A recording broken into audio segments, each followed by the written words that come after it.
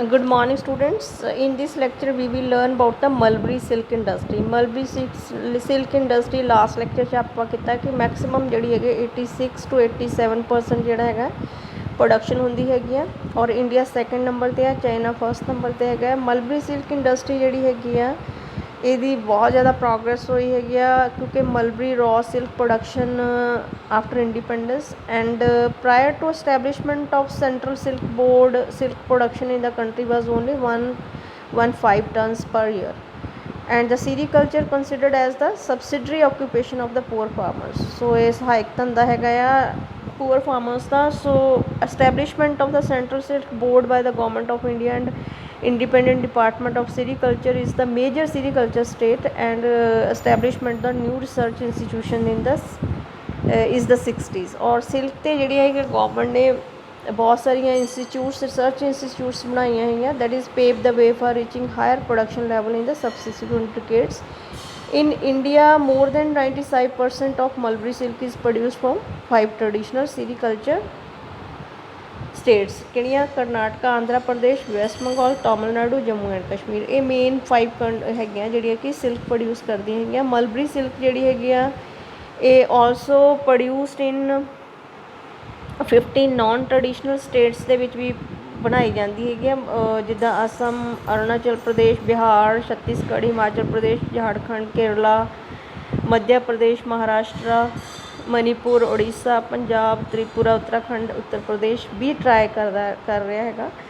So state wise production of silk worm eggs, reeling, cocoons and raw silk during 7-8 ਜਿਹੜੀ ਸੀਗੀ ਉਹ ਬੜੀ ਘੱਟ ਸੀਗੀ। ਮਤਲਬ ਜਿਹੜੀਆਂ ਮੈਂ ਤੁਹਾਨੂੰ ਪਿਛਲੀ ਲਾਸਟ ਲੈਕਚਰ ਦੇ ਵਿੱਚ ਇਹਦੀ ਫਿਗਰ ਜਿਹੜੀਆਂ ਹੈਗੀਆਂ ਦਿਖਾ ਦਿੱਤੀਆਂ ਹੈਗੀਆਂ। ਇਹਦੇ ਵਿੱਚ 87% ਜਿਹੜੀ 86 to 87% ਜਿਹੜੀ ਹੈਗੀ ਟੌਪ 'ਤੇ ਕਿਹੜੀ ਸੀਗੀ ਸਿਰਫ ਔਰ ਸਿਰਫ mulberry silk. So mulberry varieties and cultivation. Mulberry silk worm ਜਿਹੜਾ ਹੈਗਾ ਉਹ ਬੋਂਬਿਕਸ ਮੂਰੀ ਹੈਗਾ ਆ। ਬੋਂਬਿਕਸ ਮੂਰੀ ਜਿਹੜਾ ਹੈਗਾ ਉਸ ਦਾ ਨਾਮ ਹੈਗਾ ਜਿਹੜਾ ਮਲਬਰੀ ਸਿਲਕ ਵੋਮ ਹੈਗਾ।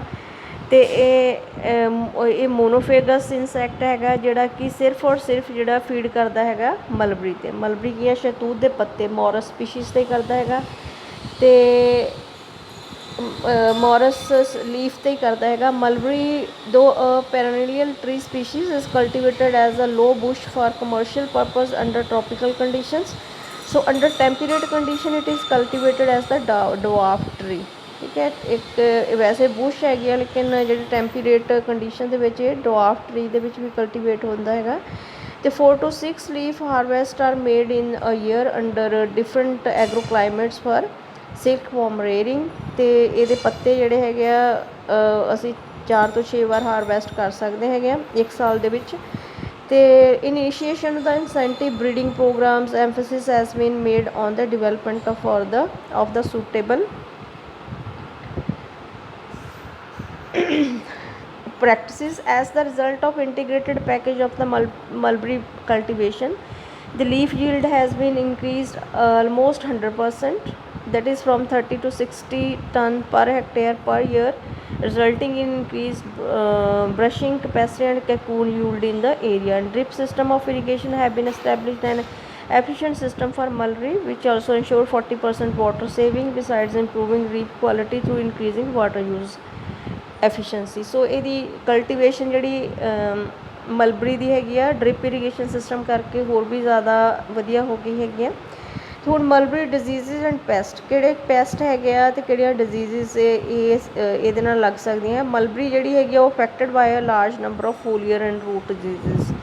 ਸੋ ਫੋਲੀਅਰ ਡਿਜ਼ੀਜ਼ ਦੇ ਵਿੱਚ ਕੀ ਹੁੰਦਾ ਹੈਗਾ ਉਹਦੇ ਵਿੱਚ ਲੀਫ ਸਪੌਟ ਹੁੰਦੇ ਹੈਗੇ ਆ। ਲੀਫ ਸਪੌਟ ਜਿਹੜਾ ਸਰਕਸਪੋਰਾ ਮੋਰੀਕੋਲਾ ਕਰਕੇ ਹੁੰਦੇ ਹੈਗੇ ਆ। ਪਾਊਡਰੀ ਮਿਲਡਿਊ ਹੋ ਸਕਦੀਆਂ ਹੈਗਾ। ਪਾਊਡਰੀ ਮਿਲਡਿਊ ਜਿਹੜਾ ਹੈਗਾ ਉਹ ਫਾਈਲੈਕਟੀਨੀਆ ਕੋਰੀਲੀਆ ਕਰਕੇ ਹੋ ਸਕਦਾ। ਲੀਫ ਰਸਟ ਹੋ ਸਕਦੀ ਹੈ। ਕੋਰੋਟੀਲੀਅਮ ਫੈਸੀ ਕਰਕੇ ਹੋ ਸਕਦੀ ਹੈ। ਬੈਕਟੀਰੀਅਲ ਬਲਾਈਟ ਹੋ ਸਕਦੀ ਹੈ। ਸਿਡੋਮੋਨਾਜ਼ ਸਪਰਿੰਗੀ ਔਰ ਮੋਰੀ ਐਂਡ ਜ਼ੈਂਥੋਮੋਨਾਜ਼ ਕੰਪੈਸਟਰਿਸ ਕਰਕੇ ਹੋ ਸਕਦੀ ਹੈਗੀ ਆ। ਔਰ serious concern that cause 50% loss of leaf. ਇਹ ਸਾਰੀਆਂ ਡਿਜ਼ੀਜ਼ ਜਿਹੜੀਆਂ ਹੈਗੀਆਂ ਇਹਨਾਂ ਦੇ ਡਿਜ਼ੀਜ਼ਿਸ ਦੇ ਨਾਮ ਹੈਗੇ ਆ ਕਿਹੜੇ leaf spot, powdery mildew, leaf rust, bacteria blight ਜਿਹੜੀਆਂ ਹੈਗੀਆਂ ਇਹਨਾਂ ਦੇ ਕੌਸਟਿਵ ਏਜੰਟਸ ਹੈਗੇ ਆ। ਇਹਦੇ ਨਾਲ ਘੱਟੋ ਘੱਟ 50% ਲੋਸ ਜਿਹੜਾ ਹੈਗਾ ਲੀਫ ਦਾ ਹੁੰਦਾ ਹੈਗਾ।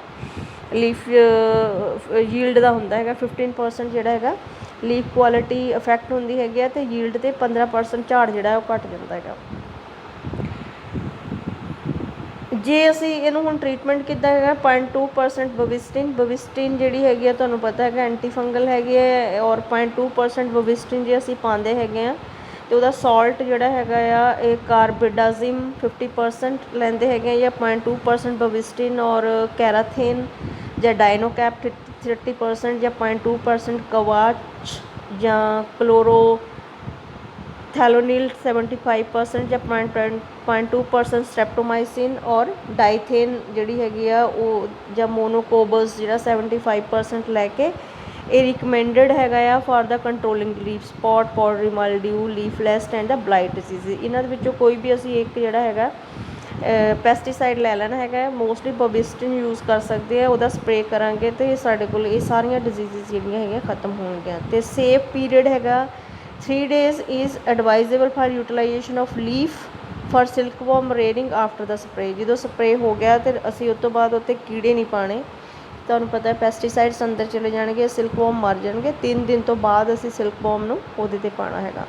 ਅਤੇ ਅਮੰਗ ਰੂਟ ਡਿਜ਼ੀਜ਼ਸ ਹੈਗਾ, ਇਹ ਪੱਤਿਆਂ ਦਾ ਡਿਜ਼ੀਜ਼ ਸੀਗੀਆਂ, ਅਤੇ ਜਿਹੜਾ ਮਲਬਰੀ ਹੈਗਾ ਉਹਨੂੰ ਰੂਟ ਡਿਜ਼ੀਜ਼ਸ ਕਿਹੜੇ, ਰੂਟ ਰੋਟ ਹੋ ਸਕਦੀ ਹੈ। ਰੂਟ ਰੋਟ ਅਗੇਨ ਅੱਜ ਦਾ ਫੰਗਲ ਡਿਜ਼ੀਜ਼ ਫੁਜ਼ੇਰੀਅਮ ਸੋਲਨੀ ਐਂਡ ਫੁਜ਼ੇਰੀਅਮ ਆਕਸੀਸਪੋਰਮ ਨਾਲ ਹੁੰਦੀ ਹੈਗੀ ਹੈ। ਅਤੇ ਰੂਟ ਨੋਟ ਹੁੰਦੀ ਹੈਗੀ ਆ, ਗੱਠ ਬਣ ਜਾਂਦੀ ਹੈ ਰੂਟ ਦੇ ਵਿੱਚ, ਉਹ ਇਹ ਨਿਮਾਟੋਡ ਬਣਾਉਂਦੇ ਹੈਗੇ। ਨਿਮਾਟੋਡ ਦਾ ਨਾਮ ਹੈਗਾ ਮੈਲੀਡੋਗਾਈਨੀ ਆਈਕੋਗਨਿਟਾ।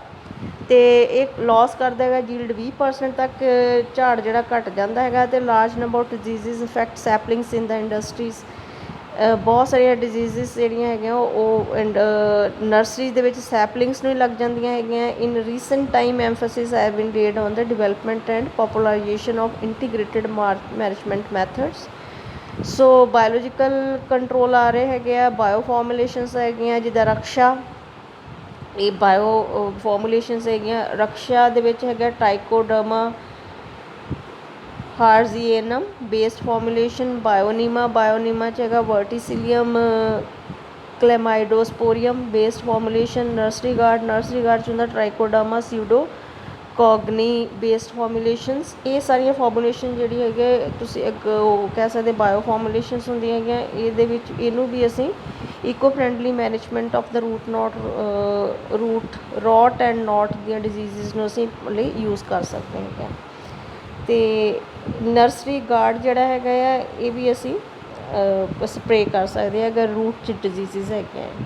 ਸੋ for effective management of mealybug ਜਿਹੜਾ ਹੈਗਾ ਇਹ ਵੀ ਕਾਫੀ ਲੋਸ ਕਰਦਾ ਹੈਗਾ। ਮਾਈਕੋਨੀਲੋਕੋਕਸ ਹਰਸਟਸ, ਇਹ ਜਿਹੜਾ ਸੀਰੀਅਸ ਪੈਸਟ ਹੈਗਾ ਇਹ ਕੌਜ਼ ਕਰਦਾ ਹੈਗਾ ਟੁਕਰਾ ਰਿਜ਼ਲਟਿੰਗ ਇਨ ਲੀਫ ਯੀਲਡ ਲੋਸ 30% ਤੱਕ ਲੋਸ ਕਰਦਾ ਹੈਗਾ ਆ। ਇਹਨੂੰ ਵੀ ਅਸੀਂ ਇੰਟੀਗ੍ਰੇਟਿਡ ਬਾਇਓਲੋਜੀਕਲ ਜਿਹੜੇ ਹੈਗੇ ਆ ਮੈਥਡਸ ਉੱਪਰ ਦਿੱਤੇ, ਉਹਦੇ ਨਾਲ ਅਸੀਂ ਮਿਲੀਬਗ ਨੂੰ ਕੰਟਰੋਲ ਕਰ ਸਕਦੇ ਹੈਗੇ ਹਾਂ। ਸੋ students, with this we have done the mulberry silk industries, and next we will do the other varieties of the silk in the next lecture.